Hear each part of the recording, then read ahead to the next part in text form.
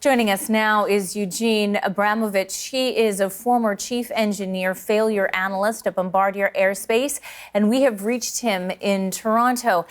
Eugen, I want to get your thoughts when you saw that this plane had made an emergency landing without landing gear. What do you make of that? This is exactly what the person that spoke before me raises this as a main question. Why they did not deploy the landing gear? Now, we all know that the aircraft suffered a bird strike, which may take it off one of the engines. However, even if without an engine, the landing gear should have been deployed. Now, even if you don't have the hydraulics, there is a mechanism inside the cockpit which can drop the landing gear by gravitation. The pilot should just pull a couple of levers, and this is typical in many airplanes, and definitely this plane had it. Why they did not deploy it is very complex. Maybe they were very busy trying to keep the aircraft afloat, after the bird strike. Maybe they were distracted by something else. But this is a very important question, and that will be the main question of the investigation. You know, one of the other questions that comes to mind when we look at the circumstances here is the fact that the plane crashed into that concrete embankment near to the end of the runway that was housing the landing antenna. Why was that concrete there? How typical is it? Well, the barrier was an embankment. I just saw a couple of hours ago a video from taken from the opposite side of the runway, exactly where the airplane ended, near this embankment, and it's clear there is a wall there, and behind that wall there's probably some sort of a buildings or something, because you see antennas there. The point here is that maybe this was effectively the end of the runway, and in each airport, the runway stops somewhere. Sometimes you have a ditch. Some airports have a sort of a highway at the end and a fence.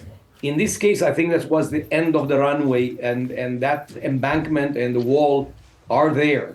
That's the end of the runway. 2 black boxes have been recovered from the crash site. We know that one of them may be partially damaged. What do you think we're going to learn from those black boxes as the investigation continues? The 2 black boxes, one is a system in which records all the parameters of the flight, from speed, direction, altitude, and all the others, hundreds of those. The other is a data voice recorder, which records all the conversation between the pilots for the last hour or so. So the investigators will find out what actions will be taken in the cockpit. They also this data recorder picks up also all the signals from the avionics, like bells and sounds and warnings, and that is going to be very important in the investigation. One final question for you, Eugen. We've seen South Korea say that they're going to take this overall investigation at aviation in the country. How significant is that?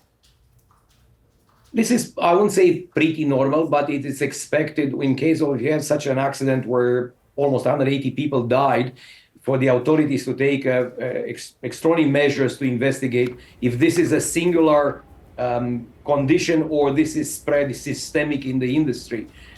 This is very important to discover if there are faults with the security system, with the training, the pilot training, into maintenance of the aircraft. Thank you very much for your time, Eugen. My pleasure. That is Eugen Abramovici. He is a former civil engineer, chief engineer, failure analyst at Bombardier Aerospace. Thank you.